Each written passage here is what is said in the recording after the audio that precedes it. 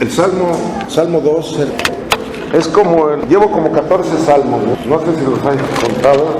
Les dije que les iba a hablar nada más de los salmos de sabiduría, pero hoy este salmo número 2 es un salmo mesiánico. ¿Qué quiere decir mesiánico? Referente, profetiza de Jesucristo, muy bien. Son los salmos mesiánicos, así le damos la gloria a Dios. Salmo número 2. Oramos al Señor, gloria a Dios. ¿Ya lo tienen? Padre, te damos la gloria, Señor, te damos la gloria, Padre.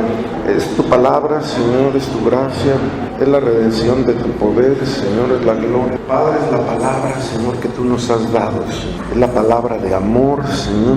Oh Dios del cielo, porque tú, Señor, nunca nos dejas solos, siempre, Señor, hay palabra para nosotros, para tu pueblo, Señor, para tus hijos. Oh Rey del cielo, en el nombre del Dios Todopoderoso, aleluya, desde ahora y para siempre, amén. ¿Por qué se amotinan las gentes y los pueblos piensan cosas vanas? Se levantarán los reyes de la tierra y príncipes consultarán unidos contra Jehová y contra su ungido, diciendo: rompamos sus ligaduras y echemos de nosotros sus cuerdas. El que mora en los cielos se reirá, el Señor se burlará de ellos, luego hablará a ellos en su furor y los turbará con su ira. Pero yo he puesto mi rey sobre Sión, mi santo monte. Yo publicaré el decreto, Jehová me ha dicho: mi hijo eres tú. Yo te engendré hoy, pídeme y te daré por herencia las naciones y como posesión tuya los confines de la tierra. Los quebrantarás con vara de hierro, como vasija de alfarero los desmenuzarás. Ahora pues, oh reyes, sed prudentes, admitid amonestación, jueces de la tierra, servid a Jehová con temor y alegraos con temblor. Honrad al Hijo para que no se enoje y perezcáis en el camino, pues se inflama de pronto su ira. Bienaventurados todos los que en Él confían. Aleluya. Un salmo mesiánico. Vamos a ver lo que el Mesías, es Mesías y Cristo es lo mismo, tienen el mismo significado, uno es hebreo y otro es griego. Mesías, Cristos o Cristos o Cristos, significa ungido, y en el Antiguo Testamento el dedicar a un rey era la ceremonia, era una ceremonia, y era la unción, lo mismo de los sacerdotes. Había un desplegado, un rito y una consagración, era una ordenación, y se les ungía, se les derramaba el aceite, ¿no?, que es el símbolo del Espíritu Santo, pero es la unción. Se transferían y se le daba poder, autoridad, y se entronizaba, así como vimos en el Salmo 101, donde se entroniza a David y se le da el poder, y se transfería la autoridad espiritual. Cuando era de parte de los hombres era en un aspecto civil, pero cuando venían de parte de Dios era la unción. El primer sacerdote o sumo sacerdote ungido fue ungido por Moisés, pues a su hermano Aarón, que desde ahí se despliega lo que eran los sumos sacerdotes, y vemos que el sacerdote ocupaba una posición de príncipe, se les llamaban los príncipes de Dios, y como era teocracia, tenían el poder espiritual y el poder civil juntamente con el rey, cuando ya viene el primer rey, que fue Saúl, o ya después David. Ocupaba esa posición y se hacía ante el pleno de los sacerdotes y de la autoridad civil. El que ungía derramaba el aceite y era dedicado y se le nombraba el Mesías, que era el ungido. Ese es el título de un ungido, o sea, de un rey. Después al hombre también se le coronaba y se le entronizaba, y este es un término que se usa en este salmo. Y se refería aquí al que había de venir. David, escúcheme, llegó al trono y sabía que el trono no le pertenecía, solamente se le había confiado, entre tanto que el Mesías príncipe iba a venir. Este era el rey de Israel. Todo Israel sabía que el príncipe o el Mesías prometido iba a venir, porque hubo una promesa ahí que se le hizo a Eva y a Adán cuando caen en pecados: en tu simiente, ¿no? Siempre en tu simiente. Aquí todo Israel sabía, yo le dije que venía de parte de Dios a redimir a Israel. Nosotros entendemos y lo sabemos que era muy superior a David. Salmo 110 hay que entender el aspecto de la Trinidad, en donde dice: dijo el Señor a mi Señor, siéntate a mi diestra hasta que ponga a tus enemigos por estrado a tus pies. Causa mucha confusión, pero aquí se lo dijo un niño de 12 años, me explicó este pasaje. Lo pregunté y me lo dijo, pero cabalmente. Dijo el Señor a mi Señor, siéntate a mi diestra, y me lo explicó. Vemos que David no se refería en común a nadie, sino al Hijo de Dios, que es el Salvador del mundo. David lo inmortalizó con poemas y con poesías en los salmos, hablando del Mesías príncipe. Inmortalizó las alabanzas al que había de venir. Ahí están los salmos, en poemas. Hay salmos como este que es mesiánico, el Salmo 89 también que es mesiánico. Es la misma expresión. Poemas al ungido son alabanzas al ungido, y es el aspecto profético. Aquí se encuentra mucha profecía, y nosotros ya estudiamos Apocalipsis hace como año y medio. Para la gran mayoría aquí no desconocemos los aspectos proféticos. No me da el tiempo de explicarlo.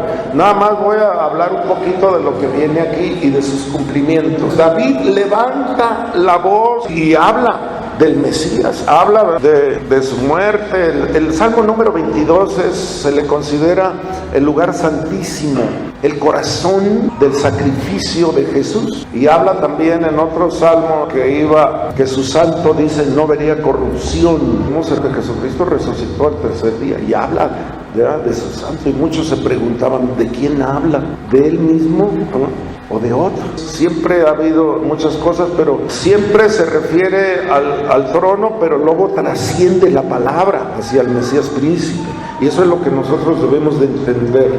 Esto ha creado gran expectación, y todo el mundo lo sabía. Los samaritanos, ¿qué le dijo la samaritana a Jesús?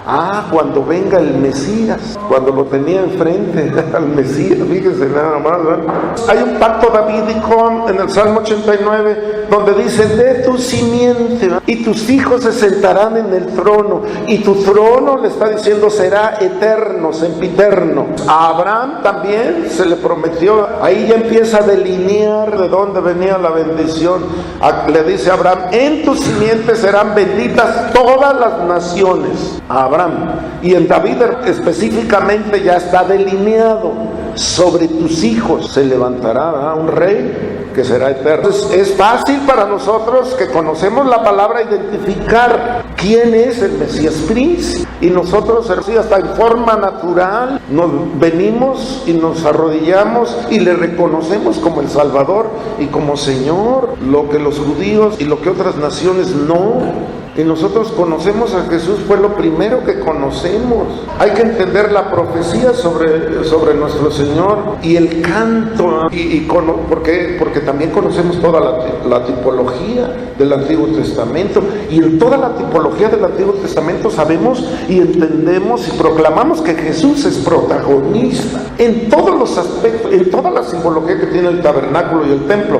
Vemos que para nosotros es emocionante esto, porque hay un desafío para la vida cristiana, para nosotros, pero es sumamente preocupante para el mundo, porque aquí vemos en la promesa que se le hizo a Abraham: en tu simiente serán benditas todas las naciones, y Pablo lo recalca y dice: y tu simiente, y él ya lo delinea y lo apunta, ¿no?, en Cristo Jesús. Y luego también habla de la roca inconmovible de los siglos, y también Pablo lo vuelve a interpretar y lo vuelve a aplicar, y dice: y la roca que le seguía era Cristo. Perfectamente delineado, nosotros lo tenemos. Este Salmo número 2 es un desafío para nosotros y para las naciones, porque si Abraham le está diciendo: en tu simiente van a ser benditas, la bendición llega a través de la iglesia, porque ahí está el cumplimiento que se hace, ¿no? En tu simiente, no en las simientes, dice, y refiriéndose en la simiente santa. Y Pablo lo delinea, Pablo lo explica, lo interpreta, lo traza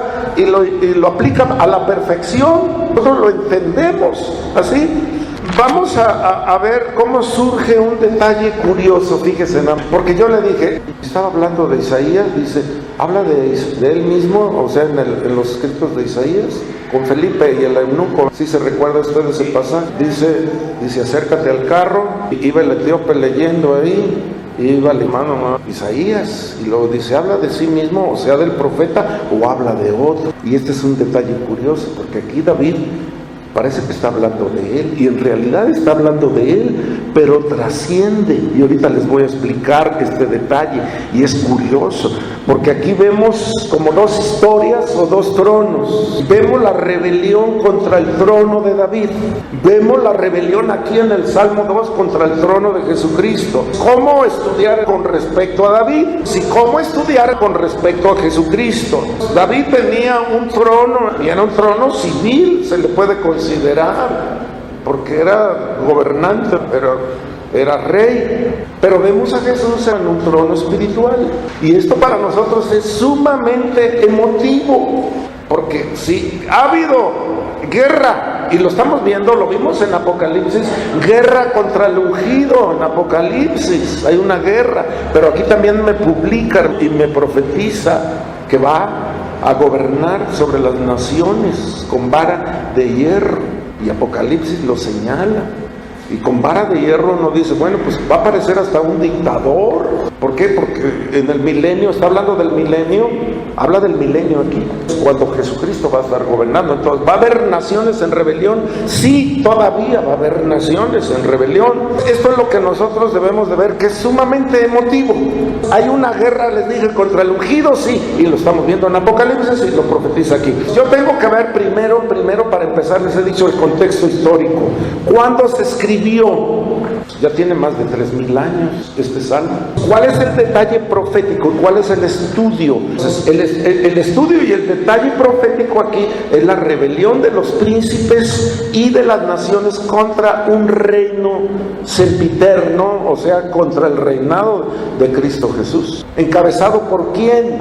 Por el anticristo. Y las naciones. Tengo que aplicar ambos a nuestro diario vivir. Espero que esté aquí conmigo. Espero no hablar palabras extrañas, porque todo lo estamos entendiendo. ¿Por qué? Porque ya estudiamos el Apocalipsis. Usted ya conoce la palabra. Asumo que no somos eruditos, pero entendemos. Amén. Yo le dije, tenemos que aplicar ambos aspectos que aparecen aquí. Dice, se burlará. Vea el aspecto poético. Mire, me adentro aquí en la palabra, se burlará. La Trinidad o el Padre pregunta a un auditorio anónimo. Necesitamos meternos aquí, fíjense. Está hablando, es como un monólogo, y luego pregunta, ¿por qué se rebelan los príncipes? O sea, los gobernantes o los reyes de las naciones. ¿Por qué hacen cosas vanas? Esto nos suena así como un monólogo. Y luego el versículo 3, rompamos sus ligaduras y echemos de nosotros sus cuerdas. ¿Qué dice eso? ¿Qué pasó esta semana allá en Davos? ¿Alguien sabe lo que pasó en Davos? ¿Nadie sabe lo que pasó en Davos, en Suiza? Hay una reunión, ¿de qué? ¿De quiénes? Hay grandes naciones, las naciones poderosas esta semana. ¿Qué es lo que están haciendo? Aquí se hace la cumbre de las Américas, ¿no? Y luego pues viene ahí, no, que es la América, no son las Américas. Cuando habla de plural está hablando de plenitud, no es que sean muchas Américas. Por ahí hace tiempo un presidente latino aquí, son latinos, ¿no? En las Américas, empezó a hablar de un nuevo orden mundial. Y esto pues lo tenemos que ver nosotros también, qué significado tiene y qué aspecto profético, porque tiene un aspecto profético. Y esto lo tenemos que explicar a la perfección. Y hay aquí un catedrático que se llama, ahorita me acuerdo de su nombre, Alfredo Jalife, que es raza semítica, pero es libanés. Y él sabe a la perfección, es catedrático aquí en la universidad, y él sabe a la perfección esto, y lo delinea a la perfección. Hay que conocer ese término, porque para nosotros significa mucho en el mundo cristiano, porque yo les he dicho, todo lo que acontezca en el aspecto y en el mundo ahorita, sobre todo en Jerusalén y en el mundo de israelí árabe, es un reloj para nosotros, porque eso es un reloj profético. Esto lo vamos a dejar después, porque en este nuevo orden mundial después va a ser un súper desorden mundial. ¿qué es lo que están diciendo en la Cumbre de las Américas al decir este presidente, hablar de un nuevo orden mundial? ¿Sí hemos oído hablar de un nuevo orden mundial? ¿Alguien ha oído esto? ¿Este término sí lo ha oído? Es un aspecto profético que nosotros debemos de entenderlo a la perfección. Yo les dije, Alfredo Galif es excelente en explicar eso, y nosotros lo debemos de entender, porque ¿qué es lo que está sucediendo? Las naciones han dejado a un lado a Dios y se están uniendo.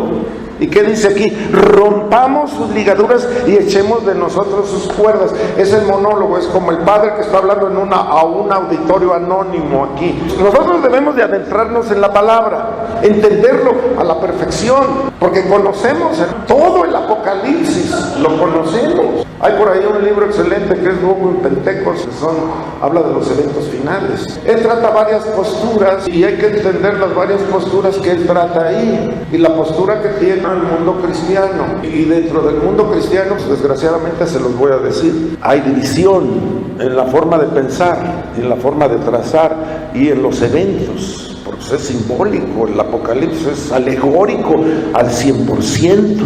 Hay que entender la realidad y la capacidad, porque Dios nos está adelantando los hechos, y el mundo cristiano debe de saber los hechos, porque es el que va a levantar sus manos y es el que está intercediendo. Y yo le dije, las naciones se están desgastando porque están actuando fuera de la norma divina, han hecho a un lado a Dios y van y se ponen de acuerdo sin fe. No hay fe, desconocen. Es sumamente doloroso que en todos los gobiernos y en todos los reyes, empezando desde el primer reinado, han estado los hechiceros y han estado los grupos ahí cerca de los reyes, los gobernantes, los presidentes, siempre, en toda la historia de la humanidad están sumamente metidos ahí. Este es lo que nosotros debemos de ver y entender. Yo le dije, sumerjámonos ahí, y luego dice, rompamos sus ligaduras y echemos de nosotros sus cuerdas. Y luego dice, el que mora en los cielos se reirá, el Señor se burlará de ellos, luego hablará a ellos en su furor y los turbará, fíjense, en su ira. Pero yo he puesto mi rey sobre Sión, mi santo monte. ¿Quién habla a quién aquí? Es lo mismo, dijo el Señor a mi Señor, siéntate a mi diestra. Pero yo he puesto mi rey sobre Sión. ¿Cómo trasciende de la voz de David a la voz del Padre? Y cómo la unción, sabemos que David es ungido, impelido por el Espíritu de Dios en los salmos, y sobre todo en los salmos proféticos. ¿Por qué piensan estas cosas o por qué hacen cosas vanas? Vemos a Sión, que es Jerusalén. El monólogo, el que está hablando, pone a su ungido. Yo te engendré hoy, le dice así. ¿En qué pensaba David cuando hablaba de esto? Fíjese nada más. Es un salmo para reflexionar. ¿En qué estaba pensando David? Si David no conoció al Mesías, ¿cuántos años de David llegó después el Mesías? Cerca de los 1000 años. Llegó Jesucristo. Usted dice, bueno, pues no hay una forma de creer. ¿Qué es lo que está diciendo David? Que el Hijo de Dios, cuando vino a esta tierra, iba a enfrentar una revuelta. Y eso es lo impensable. Lo padeció esta revuelta. ¿Y quién fue el agresor? El mismo Israel. Los que traían la Biblia aquí, los religiosos que estaban esperando al Mesías, los religiosos que estaban proclamando al Mesías. Dice nada más, qué desgracia, ¿no? David también, pues habla de una revuelta, y él también sufrió revueltas. Entonces, vea cómo trasciende. Yo le dije estas dos historias, cómo David no enfrentó las revueltas ahí en su reinado. También David no era ungido. También aquí vemos escribiendo este poema y habla de sí mismo, pero yo le dije, trasciende. ¿Por qué? Porque está hablando del Mesías. David fue ungido por Samuel, también se le decía el ungido de Dios. Hay que ver el éxtasis espiritual que tiene aquí David. Cómo el Espíritu de Dios, el Espíritu Santo lo toma. Y este salmo, no le digo, es evidencia histórica, y los estudiosos nos recalcan la rebelión de Absalón. Todos los que estamos aquí conocemos la historia de Absalón. ¿Qué hacía Absalón? Vea los desastres que hacía Absalón. Él atentó contra el reinado. Él hubo mucho tiempo, como 3 años, en que se apartó de David. Y él estaba a las puertas, y luego dice que mucha gente necesitada venía a ver al rey, pero pues se topaba con Absalón y decía, ay, ¿quién fuera rey para poderte ayudar?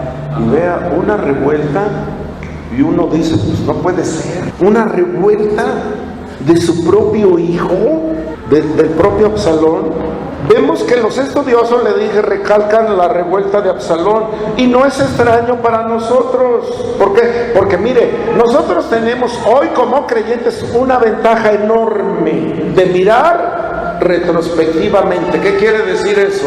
Estamos viendo la historia y conocemos la historia de Israel a través del libro de los Reyes y el libro de las Crónicas, los conocemos. Pero tenemos ahora el aspecto de mirar al futuro y de vernos la segunda venida del Mesías príncipe. Y la Biblia recalca, ¿verdad?, la segunda venida, habla del arrebatamiento, habla de la segunda venida. Nosotros estamos hablando de un futuro y de acontecimientos que nos está marcando la Biblia. Eso se constituye para nosotros en una carta de amor, porque ese es nuestro trabajo, ese es tu trabajo, rasgar la Escritura, en otra palabra, trazar la Escritura, interpretar y aplicar en base a lo que está sucediendo en nuestros días. Esa es la capacidad, y vean las señales que se han cumplido. Están en los evangelios, Mateo capítulo 24, 25, 26, 3 capítulos ahí. Está Daniel, tenemos Ezequiel, tenemos a Isaías, tenemos el Apocalipsis completo. Ver cómo ir compaginando. Yo le dije, ese es tu trabajo. Para nosotros es un fin didáctico y de aplicación. Hay que ver las paráfrasis aquí. Es un poema con respecto de David. Y lo dice, no, sí, pero trasciende. Yo les pregunto, ¿por qué David soportó la rebelión pudiéndola evitar? Fíjese, y ahora yo trasciendo más allá. ¿Por qué Dios no evitó la rebelión que hubo en el ámbito celestial con Luzbel? ¿Por qué no la evitó Dios? ¿Por qué no la evitó? Entonces yo tengo que empezar a reflexionar. ¿Por qué David no lo hizo? Y ahora les pregunto, ¿por qué David no evitó, Jesús, por qué no evitó la rebelión de aquellos que le estaban esperando? De aquellos que tenían la Escritura, de aquellos que habían preservado la Escritura. ¿Y por qué no le reconocieron? Y luego Jesús llora sobre Jerusalén. Y luego dice, no conociste el tiempo de tu visitación. Y viene el juicio de Mateo capítulo 24. No quedará aquí en el templo. Abandona el templo y dice, no quedará, ¿verdad?, piedra sobre piedra. Y lo vemos cumplido ahí en el año 70 con el emperador, ¿verdad?, Tito. Y luego después vemos al emperador Adriano por allá por el 130, 126, donde Israel quedó, ¿verdad?, borrado de la faz de la tierra. Dejó de ser nación.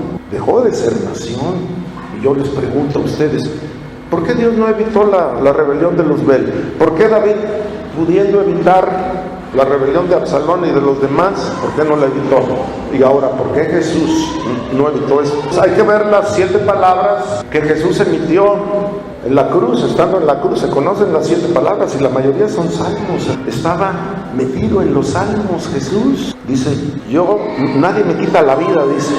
Yo pongo mi vida, tengo poder para ponerla y tengo poder para volverla a tomar. Fíjese nada más el sentido de la palabra, sentido figurado que tiene poder, nadie me la quita, yo la pongo de mí mismo. O sea, está hablando del sacrificio redentor, de la sangre, ¿verdad? La sangre, el significado simbólico que tiene con la vida. O sea, en todo ser humano y en todo animal, la vida, nos dice, está en la sangre, y Él derrama sangre inocente, sin pecado, para nuestra redención, porque antes de Cristo pues se derramaba sangre de un animal inocente, fíjese, y era el término kafar que se traduce como expiar, pero el significado es una cubierta. Esa es la sangre del animal, es una cubierta, esa es la expiación, es el término kafar. Que nosotros conocemos, que usted lo conoce, y es una cubierta. ¿Y qué es lo que quiere decir? Pues ahí permanece el pecado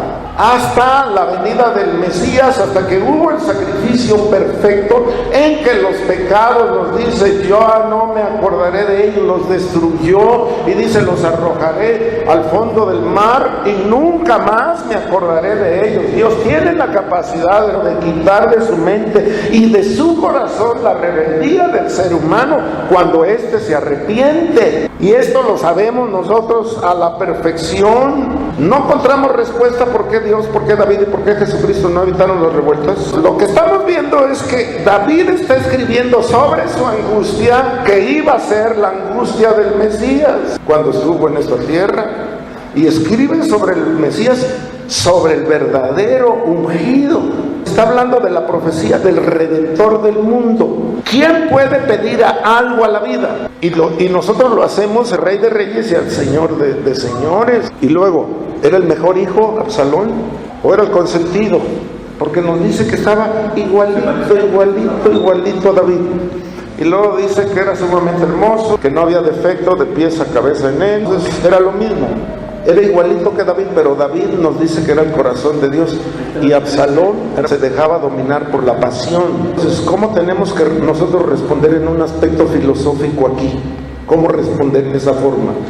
Lo que nosotros estamos haciendo es responder en forma práctica y preguntarnos: ¿hay alguien tan necio para revelarse a un gobierno divino? Dije preguntarnos. Entonces, para el futuro, ¿quién se va a revelar? Aquí lo estoy viendo. ¿Quién es? Las naciones. Bueno, muchas veces no podemos entender, ¿no? ¿Quién pelea o quién va en contra de Dios y puede salir airoso o adelante? Luzbel fue inteligente porque él contempló, juntamente con los ángeles caídos, contempló la gloria y el poderío que Dios tenía. Había algo ahí por cual salir airoso o poner, no dice derrotar a Dios, poner, dice, su trono al parejo de Dios. Y él dice: no, pondré mi trono al parejo. Y arrastró ahí con los ángeles, ¿no? Yo les pregunto otra vez, ¿puede haber, otra vez la misma pregunta, puede haber alguien tan necio para revelarse a un gobierno divino? Es como hay tantas personas que dicen: y estos cristianos fanáticos, sobre todo, y nos dan así la puntilla y el punto y aparte: esos religiosos, o ese Jehová del Antiguo Testamento ya no tiene poder. Lo he escuchado. Hay estos religiosos fanáticos que me dejen vivir mi vida, ¿no? ¿Qué están haciendo?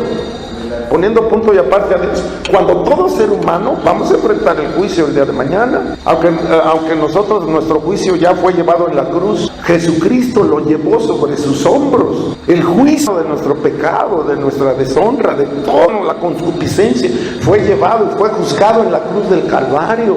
En el mundo cristiano, ¿por qué? Porque estamos reconociendo al Mesías, al príncipe, como rey y soberano y señor. ¿O no es así?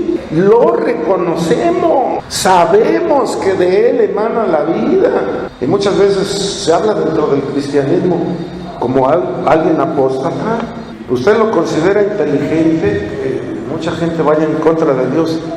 El mismo Satanás ahí en el monte de la tentación, después de Jesús de haber ayunado, nos dice la palabra, 40 días lo enfrentó.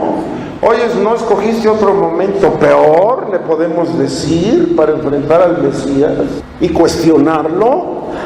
Si eres el Hijo de Dios, cuestiona. Y yo por eso les dije, el único que cuestiona es Satanás, y muchas veces nosotros cuestionamos, y ahí debemos de tener mucho cuidado. Estamos cuestionando, y esa es labor del infierno, no del mundo cristiano. Fíjense nada más hasta dónde llegamos. Entonces yo les pregunto otra vez, ¿puede haber alguien tan necio, tonto, para revelarse al gobierno divino?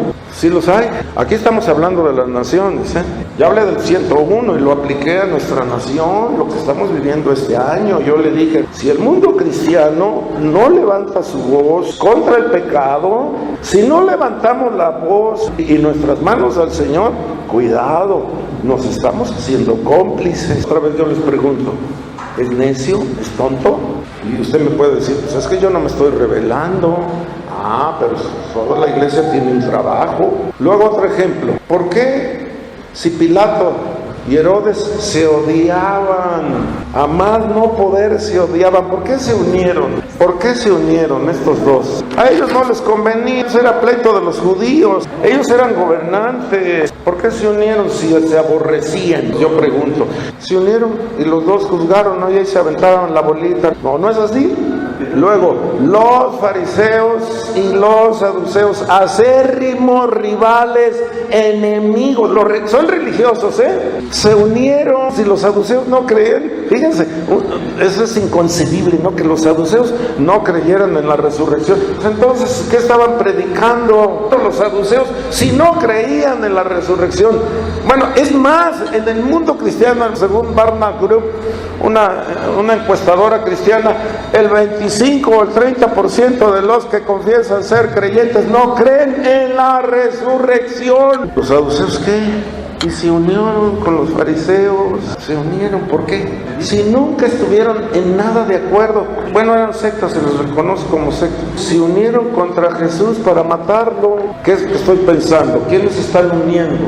Cuando hay unas diferencias terribles entre los seres humanos, que son agua y aceite. Según el agua y el aceite, hay alianzas, y lo estamos viendo, alianzas donde se pone a Dios fuera. O sea, no se le toma en cuenta, ¿no? Lo mismo que muchas organizaciones no lo toman en cuenta, y esto desgasta y vemos que no hay frutos, porque las alianzas las rompe el ser humano así. Hay tratados cumbres, tratados, como les dije, el de Davos, el Cumbre de las Américas, y cada quien para su molino y para su santo. ¿Por qué se unen? Roma intentó acabar con el cristianismo, usted lo ve también. ¿Haciendo qué? Acaparando la Biblia y no publicando. ¿Por qué la acaparan y por qué no la quieren publicar? ¿Por qué lo hicieron? Y luego el comunismo igual, negando la existencia de Dios. ¿Vean? ¿Por qué Roma persigue? Y persiguió cuando el cristianismo nació. Y ahora Roma, es el protector número 1 del cristianismo. Entonces, miren, una cosa sí le digo, porque ya ven lo que se dice, México es trampolín para las drogas, ¿no? Para Estados Unidos. ¿Y qué es lo que han dicho? México pone los muertos y Estados Unidos pone los adictos. ¿O no es así? Pero una cosa sí le digo, miren, puede entrar droga a Estados Unidos y a México por donde usted quiera, pero eso no lleva tantas almas al infierno como la religión falsa. Y cada vez nacen más denominaciones. Bueno, hay más denominaciones que niños con hambre. De la reencarnación dicen que están en la verdad. Yo le pregunto a usted, ¿está en la verdad? Una niña de aquí se nos fue a la hechicería, de aquí una niña de 10 años, 12 años, y me dice, ya encontré la verdad. Así como también un niño de aquí me contestó y me explicó a la perfección, dijo el Señor a mi Señor. Yo les pregunto, ¿quién tiene la verdad? ¿Usted está cierto de su verdad? Y si no está cierto, usted puede decir, pues ¿dónde me vine a meter hoy? ¿A dónde se vino a meter hoy aquí? Todo el mundo dice tener la verdad, ¿o no es así? Yo le dije, los de la reencarnación dicen tener la verdad. ¿Qué es lo que sucede en la mente y en el corazón del ser humano? ¿Qué es lo que sucede? Tengo que ver. Entonces, ¿por qué estos se ponen de acuerdo aquí? Se unieron contra Jesús para matarlo. ¿Por qué? Tengo que concluir quién es el enemigo de Dios, y se ha revelado desde siempre, se ha revelado. Y lo harán hasta el término de los días de nuestro tiempo. Este salmo está profetizando el esfuerzo del ser humano fuera de Dios, y lo está diciendo que van al fracaso absoluto. Pero en el transcurso de ponerse de acuerdo van a hacer demasiado daño, terrible daño va a haber. El Señor está instaurando un reino eterno. No importa lo que haga el hombre o lo que deje de hacer el hombre. Mire, tenemos que ver el Evangelio. ¿Por quién fue diseminado el Evangelio? Por 12 casi analfabetas, ¿no? Se estaban peleando, se peleaban entre, hasta celotes traía ahí, ¿no? Nacionalistas de esos de hueso colorado, traía un publicano. ¿A quién más traía?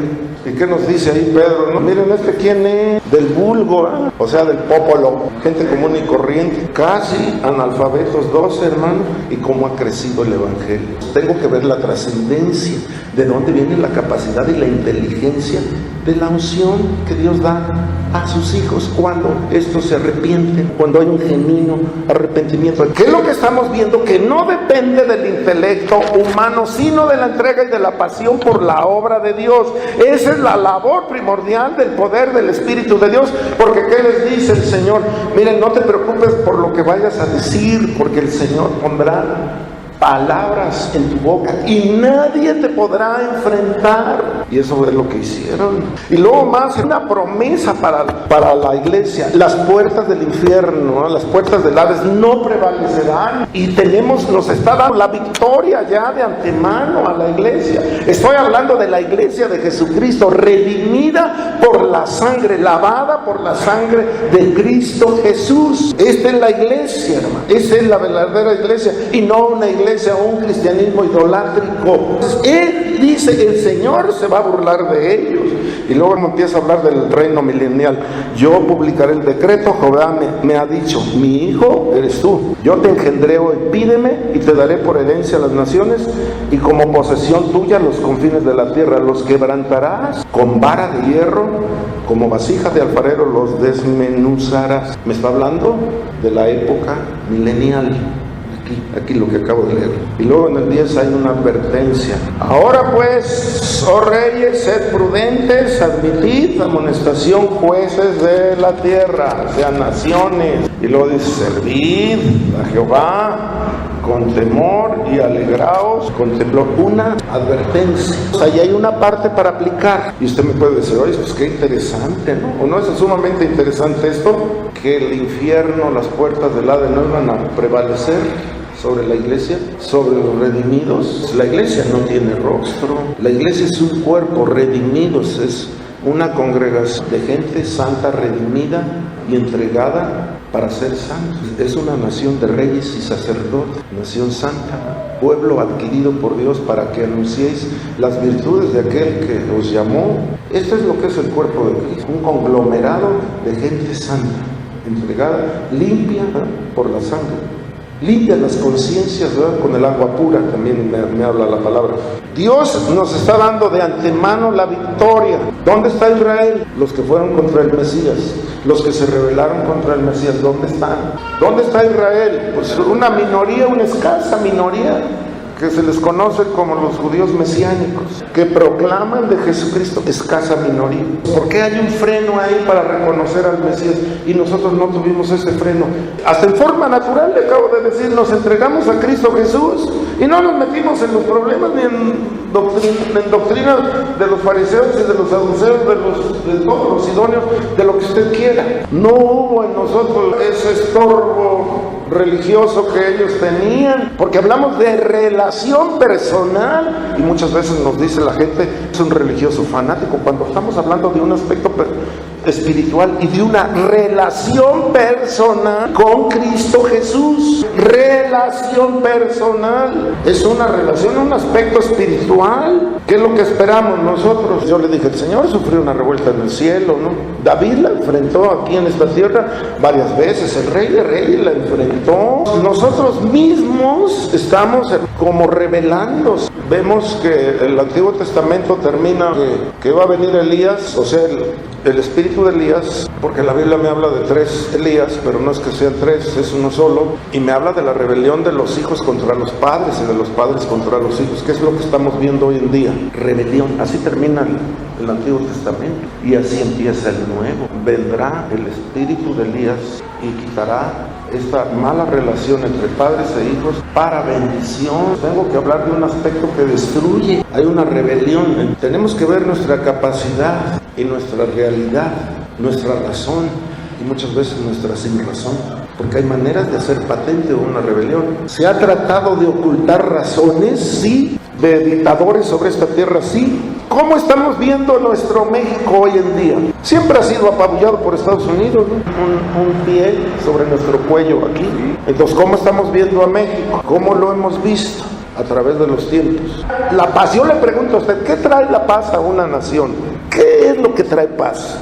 Naciones son sangrientas, siempre hay una rebelión que genera dolor, siempre se siembra rencor, ira y se siembran muchas cosas, hasta nos dice la palabra siembra vientos y vas a cosechar tempestades. ¿Por qué el derramamiento de sangre?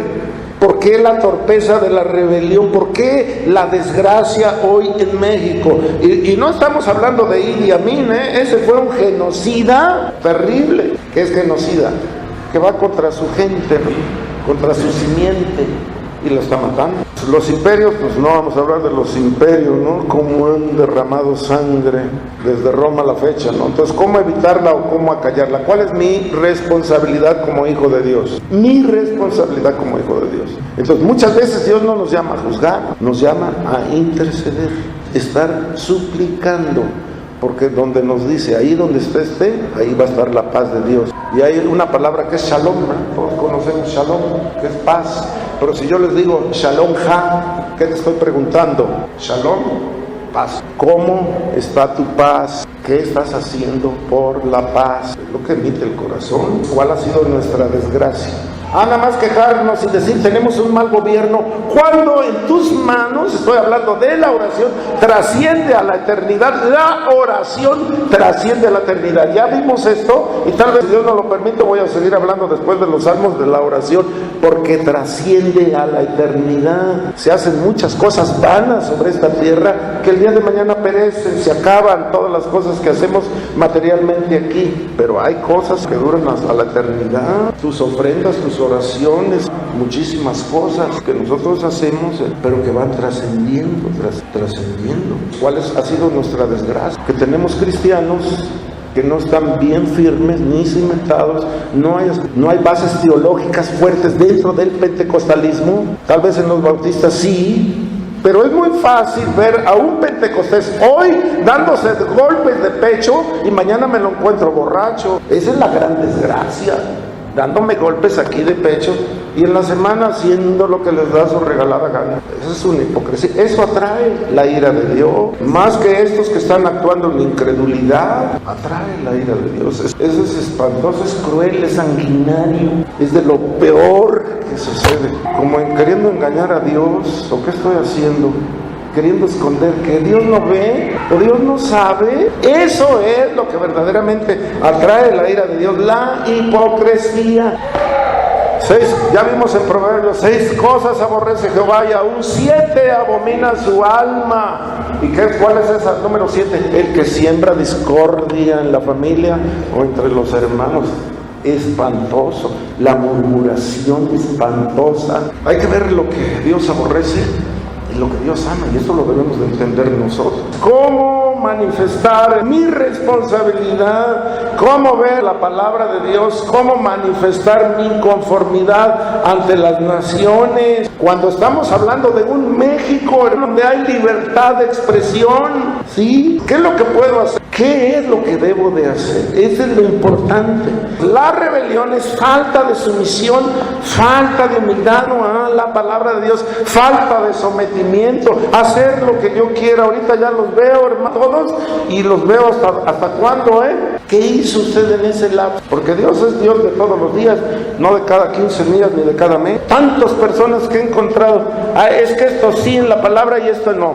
Bueno, hubo una persona que me encontré que nada más creía en 2 libros, en Mateo y en Romano. Nada más en 2 libros de la Biblia creía. Dice, no necesito más, con eso te puedo evangelizar, no necesitamos más. Entendamos nuestra capacidad y muchas veces nosotros así estamos quitando de la Biblia aquí. Y no voy a hablar de dinero porque pues ahí arranco ahí todo, ¿no? Ofrendas y ofrendas votivas y votos y diezmos, la gran mayoría lo arrancamos. Pues arránquele y quédese con Mateo y Romanos. No habla de dinero, ¿Sí habla de dinero? ¿O qué libro le gusta a usted? Aquí le hacemos, ahí Lutero quería arrancar ahí Santiago, ¿cuál libro le quitamos? Pongamos atención en esto, la tragedia humana. Si me está diciendo, hermano, que en el milenio ya con Cristo aquí sobre la tierra, naciones en rebelión, aquí lo vimos en Apocalipsis. La humanidad debe de saber que nuestros pecados fueron juiciados en la cruz del Calvario. ¿Cómo queremos a Dios? ¿Como rey o como juez? Porque nos dice que se inflama su ira. ¿Quién va a poder soportar la ira? Olvídese, el ser humano no sabe cuando viene un juicio o cuando venga la ira de Dios, no se la van a acabar. No se puede soportar la ira de Dios. Y echándole ahí, ¡ay, los religiosos! ¡Ay, esos fanáticos! Y se acabó la palabra. Nada más con esos términos, con esas frases, se acabó la palabra y se acabó Dios. Esos aleluyas, ¿no? Pero ¿cuántos ahí? La otra vez estaba una persona ahí poseída de estos de la muerte. Así de poseídos hemos tenido. Y una señora le dice a la familia del poseído, ¿sabe qué? Estos de aquí son buenos para eso. Estos de aquí no dan un clavo por usted. Pero estos son, ¿o no? ¿Cómo quiere usted, hermano, a Dios? ¿O cómo lo va a enfrentar el día de mañana? ¿Como juez o como su Dios o su Rey, nuestro Redentor? Esa es la belleza de la palabra. Cuando Dios habla de que no vendrán los profetas, dice, y nunca te dejaré sin la dirección y sin la palabra y sin el aspecto profético. Y somos sumamente vulnerables. Y no sabe que mucha gente de los cristianos se van a encontrar se van a encontrar peleando contra Dios. Fíjense nomás qué terrible situación.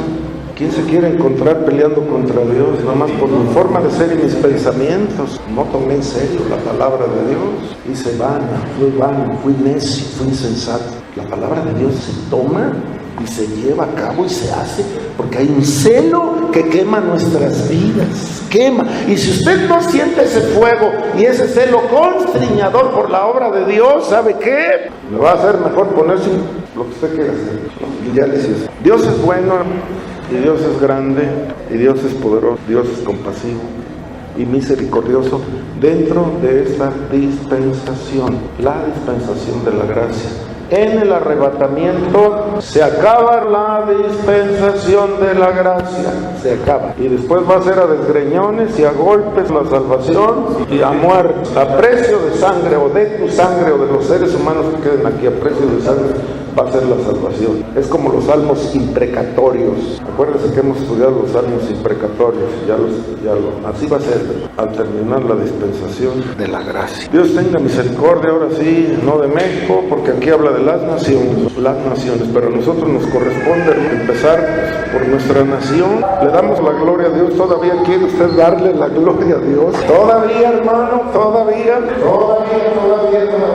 Le damos honra, hermano, honra y gloria. Padre, imploramos el perdón del Dios omnipotente. El perdón, hermano, el perdón del Dios omnipotente. Perdón, aleluya. Vamos a levantar nuestra voz, que el Dios del